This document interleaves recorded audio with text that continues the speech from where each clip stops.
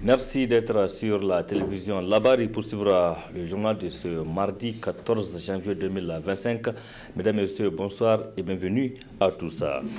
Le président du Conseil national pour la sauvegarde de la patrie CNSP, le chef de l'État, le général de brigade Abdourahmane Tchani, a, comme vous le savez, signé hier lundi 13 janvier 2025 une ordonnance relative à l'entrée et au séjour des étrangers au Niger.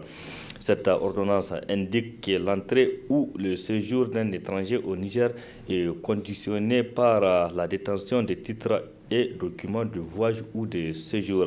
Une décision saluée par les citoyens que je propose de suivre.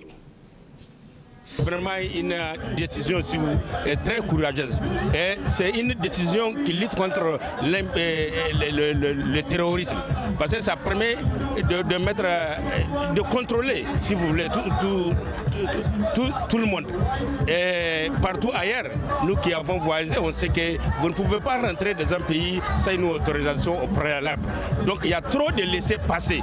Les autorités ont même duré de prendre cette décision-là. Cette action qui consiste à exiger la carte de séjour au Niger pour tous les étrangers, je crois que cela renforce déjà notre sentiment de progression, notre sentiment, n'est-ce pas, du Niger nouveau, et que le Niger est en train de devenir un pays assez important. Et je crois que nous autres Nigériens qui avons des parents à l'extérieur, nous savons que c'est de l'argent que cela va faire entrer. Et aussi, il faut accepter que dans ces contextes d'insécurité ambiante, il va falloir que le Niger arrive à garder le fichier de tous les citoyens qui en vivent et qui rentrent et qui sortent. On peut peut-être supposer que l'hospitalité légendaire pourrait peut-être être mal à l'aise ou mise mal par la décision, mais en réalité nous sommes dans une situation où le rapport entre les peuples et les États est régi plutôt par la loi de la force.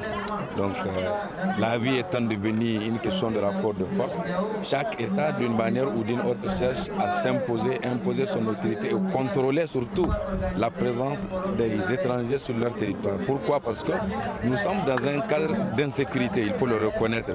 Depuis que l'insécurité a commencé à frapper, le doute est sémé et d'une manière ou d'une autre, la vigilance est donc imposée. Ça, c'est le premier aspect. Le deuxième aspect, mais pourquoi quand on parle dans les autres États, on est souvent obligé de montrer une carte de séjour? Si cela doit s'appliquer en France, aux États-Unis et dans les autres grands pays du monde, donc puisqu'on veut imposer notre veto dans le Conseil des Nations, d'une manière ou d'une autre, il nous faut aussi, d'une manière ou d'une autre, définir notre ligne propre à nous et essayer de contrôler notre territoire. Donc enfin, de manière politique et juridique, c'est le contrôle de l'État par rapport, bien entendu, à son territoire. À mon avis, c'est de cela qu'il s'agit. Avec les ennemis qui nous entourent, je pense que le président a même dit pour prononcer ce décret. Aujourd'hui, les ennemis qui sont partout, qui sont au niveau du Bénin, au niveau du Nigeria, qui viennent au Niger, essayer de manipuler des jeunes, essayer de recruter des terroristes. Je pense qu'il faut qu'on contrôle ces ennemis-là.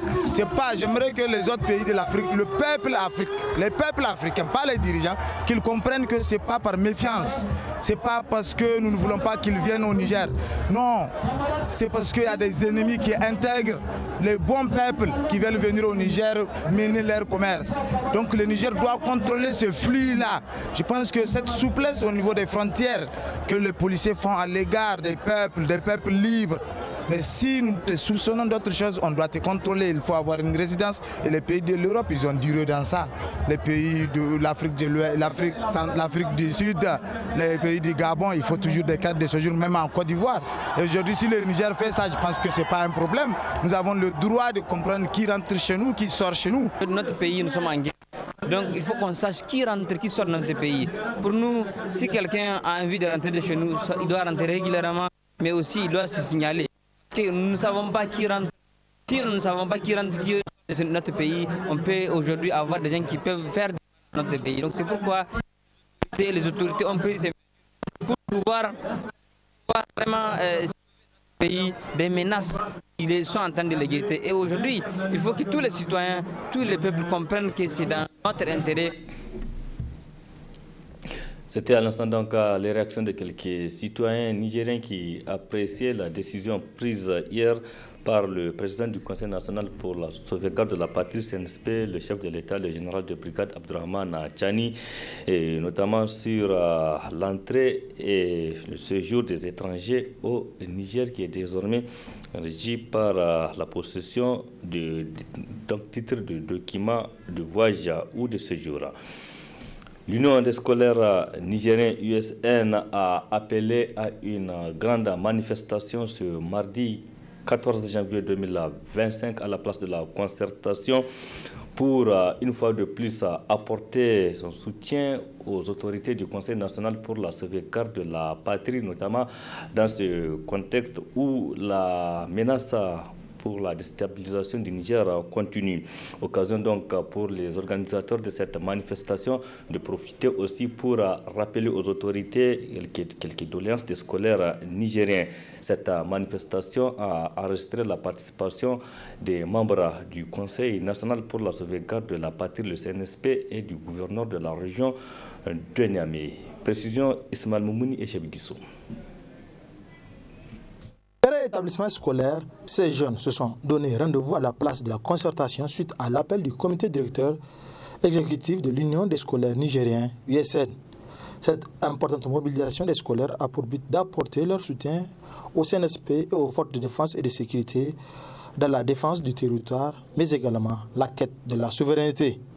En cette veille de l'année 2025, c'est une véritable entrée en matière dans les cadres de combat auxquels nous nous sommes engagés devant l'histoire et devant les hommes, de lutter vaille que vaille, bec, ongle, plume et carquois contre l'impérialisme et ses valets locaux. Et cette gigantesque manifestation témoigne de la volonté affirmée et constante de l'Union des scolaires nigériens à lutter contre l'impérialisme sous toutes ses formes, qu'il soit l'impérialisme français, qu'il soit l'impérialisme américain, qu'il soit l'impérialisme russe. Au niveau de l'Union des scolaires nigériens, notre particularité, nous n'accepterons jamais aucune soumission de l'impérialisme sous toutes ses formes et de ses valeurs locaux impérialistes de la CEDEAO et de l'Union africaine. Il va falloir que nous profitons de cette importante et solennelle occasion historique en cette place de la concertation pour lancer un hommage mérité au chef de l'État, son Excellence le camarade général Abdourahmane Tchani, et à ses camarades membres du Conseil national pour la sauvegarde de la patrie. Cette mobilisation gigantesque des scolaires nigériens galvanise davantage les autorités. Après avoir remercié les scolaires, le représentant du président du Conseil national pour la sauvegarde de la patrie a adressé ce message à l'endroit des scolaires. Faisons en sorte que nous ayons la paix. Deuxièmement, faisons en sorte que nous ayons la stabilité. Le troisième point, c'est la lutte contre la pauvreté et les inégalités sociales. Ces trois points-là, ces gens qui nous cherchent la guerre, ces gens qui nous imposent la guerre, ils savent que si nous arrivons à régler ces trois points-là, nous irons vers ce que eux, ils ne veulent jamais qu'on arrive, qui est l'émergence. Qui est l'émergence. Quand vous n'avez pas ces trois points-là, vous ne pouvez pas aller vers l'émergence. Et c'est après l'émergence qu'on pourra aller vers le développement. Et si jamais et nous laisser aller vers l'émergence, ça veut dire qu'on n'aura plus besoin d'eux dans tout ce qu'on aura à faire. Et ces gens-là ne peuvent jamais, au plus grand jamais, nous laisser aller vers là où on ne pourra pas, où on ne peut pas aller vers eux, où on ne peut pas leur demander quoi que ce soit.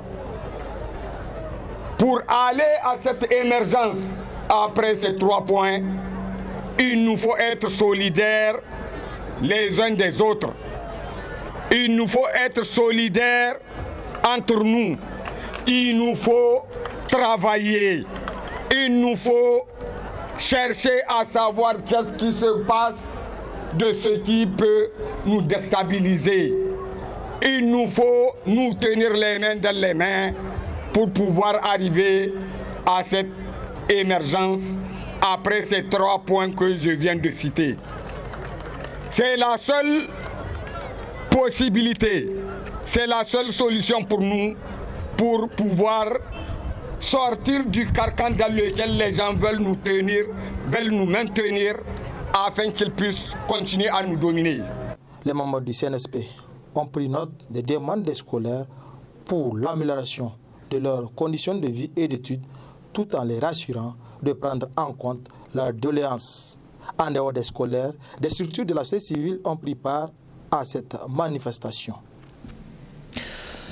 Après le Tchad et le Sénégal, le Burkina Faso, par la voix de son président, a réagi suite aux propos tenus par le président français Emmanuel Macron devant les diplomates de son pays. Récemment, dans ses propos, il a parlé de la réorganisation de l'armée française sur le continent africain.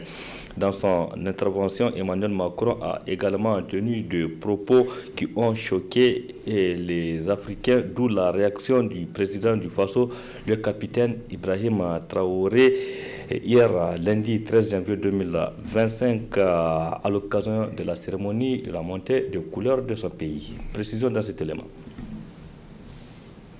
Intervenant à l'occasion de la traditionnelle montée de couleurs du lundi 13 janvier 2025, le président du Faso, le capitaine Ibrahim Traoré, n'a pas passé par 4 chemins pour répondre au président français Emmanuel Macron et sur l'impérialisme.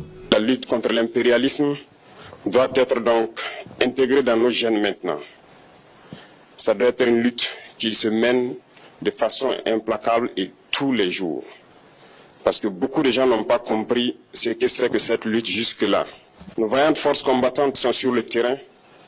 Ils mènent le combat contre les valets manipulés, ces criminels qui écument nos campagnes tous les jours et tiennent bon pour amener la paix dans notre cher Faso. Autant ils le font, nos masses populaires laborieuses, que sont les agriculteurs, les éleveurs, se battent aussi également pour qu'on puisse atteindre l'autosuffisance alimentaire à travers donc l'accompagnement de tous les techniciens du ministère de l'Agriculture. Et autant qu'eux aussi se battent dans l'administration, nous devrons nous battre pour changer de mentalité. Cette décolonisation mentale, c'est la partie la plus difficile. Quand je prends dernièrement les propos d'Emmanuel Macron sur l'Afrique, eh bien, tout Africain conscient devrait donc comprendre très vite tout ce qu'il a pu nous dire et qu'est-ce que ça signifie. Parlant de l'annonce faite du retrait des militaires français de certains pays et de leur réorganisation annoncée par Emmanuel Macron, le capitaine Ibrahim Traoré a parlé plutôt du changement de stratégie pour rester en Afrique. Le général Tchani a dit il n'y a pas longtemps du changement donc de tactique ou de stratégie des forces françaises en Afrique. Et je pense qu'il est venu le confirmer. Il s'agit de dissoudre et de garder un dispositif socle. Et Emmanuel Macron l'a si bien dit qu'on ne peut que le remercier. Ils ne partiront pas de certains pays. Ils ont juste dissous le dispositif. Vous ne les verrez plus dans des bases, mais dans les ambassades, ils seront là. Ils vont constituer des sociétés de sécurité pour sécuriser leurs sociétés qui existent dans ces pays-là. Mais les soldats seront là. Mais vous ne les verrez plus en tenue ou rassemblés dans des bases. C'est tout ce que ça veut dire. Ils vont se réorganiser, mais seront là. Dans ses propos devant les diplomates français, le président français Emmanuel Macron a dit que les Africains n'ont pas été ingrats envers la France en parlant de l'ingratitude qui n'est pas transmise aux humains. S'il y a bien un ingrat, c'est bien Emmanuel Macron, déclare le président du Faso, le capitaine Ibrahim Traoré. Voilà comment ce monsieur voit l'Afrique, voit les Africains. Nous ne sommes pas des humains à ses yeux. Peut-être que c'est lui qui n'est pas humain, il ne se met pas dans la classe des humains. Mais s'il y a bien un ingrat, c'est bien lui. Je pense que s'il n'est pas athée et qu'il prie, à chaque matin qu'il se réveille et qu'il prie, il devrait aussi prier les Africains. Parce que c'est grâce à nos ancêtres qu'il existe aujourd'hui une France. Il devrait nous prier. À ses yeux, nous ne devons pas être des humains, nous sommes plus que des humains. Ce sont des messages très forts qu'il passe. Moi, je pleure le peuple français. Mais quand même, il est bien pour l'Afrique. Il est un mal nécessaire pour nous. Ceux qui veulent se réveiller, se réveillent. Ceux qui ne veulent pas se réveiller, comme on le dit, on ne peut pas réveiller quelqu'un qui ne dort pas. Les Africains doivent se réveiller. Nous devons travailler à être indépendants, à faire au moins ce que nos peuples connaissent le bonheur. Le capitaine Ibrahim Traoré a enfin demandé aux dirigeants des pays qui ont demandé le départ des militaires français, s'ils l'ont fait de bonne foi, ils doivent commencer à dénoncer d'abord les accords de défense et se débarrasser des conseillers militaires qui détruisent les armées pour justifier le maintien des forces impérialistes, a-t-il précisé dans un langage clair. De la santé dans ce journal, c'est pour parler de la consommation de produits stupéfiants qui prend de l'ampleur, notamment dans le milieu de jeunes ici au Niger, comme en témoignent d'ailleurs les différentes saisies qu'opère l'Office de répression centrale du trafic illicite de stupéfiants Ortis et bien sûr le nombre de toximanes qui augmente. La toximanie est un phénomène qui comporte beaucoup de conséquences, notamment sur la santé. C'est pourquoi Dr Rahim Mohamed, le médecin, appelle la population à éviter cette pratique. On l'écoute. La toxicomanie, c'est la consommation excessive et continue des produits stupéfiants. Donc les produits stupéfiants, ce sont des produits qui ont des effets directs sur le système nerveux et qui vont malheureusement entraîner sur le long terme des perturbations du fonctionnement du système nerveux. Ce qu'il faut savoir, c'est que le système nerveux, on l'a dit, les produits stupéfiants agissent directement sur le système nerveux. Le système nerveux, c'est le système qui commande l'ensemble des fonctions de notre organisme, sans aucune exception. Pouvoir parler, marcher, manger, dormir, se réveiller, réfléchir, tout est commandé par le système nerveux. Donc vous conviendrez avec moi que lorsqu'il y a quelque chose qui vient perturber une de ces fonctions-là, tout l'organisme sera perturbé. Ce qui fait que sur le long terme, les premiers risques auxquels ça expose les malades, c'est la folie. Donc souvent ça peut évoluer jusqu'à la schizophrénie et malheureusement quand ça atteint ce stade-là, la prise en charge va être difficile. Prévenir en disant aux gens voilà ce qui peut être dangereux pour votre santé et lorsque vous commencez à la consommation, à consommer ces produits-là, voilà les dangers auxquels ça peut vous exposer. Dans un premier temps, les gens peuvent penser que ça va leur augmenter les performances intellectuelles, mais sur le long terme, ça produit l'effet contraire. Donc, c'est de surtout s'appesantir d'abord sur la sensibilisation. Maintenant, après ça, il faut savoir que les autorités politiques ont un grand rôle à jouer. Donc, en agissant à travers, en tout cas, la force publique, pour qu'il y ait moins de stupéfiants, notamment à la portée des jeunes qui sont consommateurs. Et le troisième aspect, c'est de pouvoir sanctionner. Sanctionner surtout à la fois les gens qui sont dans le circuit et les consommateurs. Le troisième ou quatrième aspect qu'il faut savoir faire, c'est la collaboration des professionnels de la santé, notamment ceux qui sont dans les officines, ce que les gens appellent les pharmacies, c'est de ne vendre ces produits-là que sous présentation d'ordonnance. Ce qu'il faut savoir, c'est de rentrer dans une procédure de sensibilisation pour les gens qui ont déjà développé cette dépendance-là. Donc, c'est d'approcher les spécialistes, notamment les addictologues. Donc, ce sont des médecins qui se sont spécialisés donc, dans la psychiatrie, qui sont des addictologues, qui peuvent développer en collaboration avec le malade des stratégies qui vont l'amener à abandonner, en tout cas, toute la consommation de ces produits stupéfiants. Le deuxième aspect, c'est d'éviter, en tout cas, les fréquentations consommation, des amis qui peuvent vous conduire ou vous amener à aller vers la consommation de ces produits stupéfiants. Et le troisième aspect, c'est d'éviter aussi de fréquenter les endroits dans lesquels on consomme ces produits stupéfiants. C'était à l'instant donc les conseils du docteur Abdurrahim Mohamed sur les conséquences de la prise des produits stupéfiants, notamment sur la santé des consommateurs. Direction d'Osso à présent, où notre équipe sur place nous rapporte de la disponibilité des salades qui inondent justement les marchés de cette localité. En tout cas, les consommateurs se réjouissent de la disponibilité, mais aussi de l'accessibilité à ce produit à toutes les bourses. Du côté des revendeurs aussi, chacun trouve son compte. C'est ce que vous allez voir dans ce reportage signé Boubacar Ibrahim et Soumaïla Abdoulaye. Herbe potagère consommable par l'humain après un certain assaisonnement avec des légumes crus, la salade, comme chaque année en cette période, affirme sa disponibilité dans les différents marchés du pays. C'est l'exemple du petit marché de la capitale des Koy, où elle est importée à une vingtaine de kilomètres et commercialisée par des femmes âgées mais braves, conscientes de la nécessité d'un gagne-pain. Elle dit se retrouver moindrement. Da dalwakin duguna sai da waran Kano da waran Zanu bai kunni na noyi ginno bora kan badin magun fa bora shi to tare irwo ka irga ne rate da no saladu babara di go kai kasan di kanda i gane rana bora ngane igine ro waran kai igine ro waran si igine ro wai tashi bor fo ngade i bor fo sire amma bolo i go kanda bai kulin gina wannan gado har foi gudu no rubo har foi sidu no rubo wodi bolle no iguna gasam ko funda babara har kakande ne wallahi har fo gudu ni tabo woni har fo sidu har fo ga sandi har fo sandi har fo mon gudu dogane dum dogane di bora kusse ami kunno suru kanga murado kulferi iko murado kulferi bora al salama kusse iko msikandi ga sande am kandi se dogone kangi bora kunna fa ni zero wora. Un client apprécie les prix positivement. Je suis venu acheter la salade. Vraiment, la salade c'est abordable. Vraiment, tout celui qui vient avec son argent, en tout cas de 100 francs jusqu'au bas, la personne va trouver.